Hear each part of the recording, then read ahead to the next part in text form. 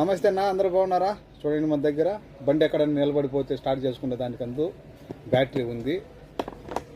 ఇది 12 వోల్ట్ కానీ 12 వోల్టు ఇది battery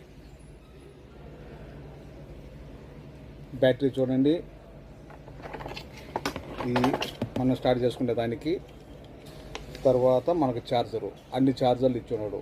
iPhone, type C, Samsung, ప్రతి ఒక్కటి చూడండి. ఇది వచ్చి ఒక పీసు 9 దినార్లు.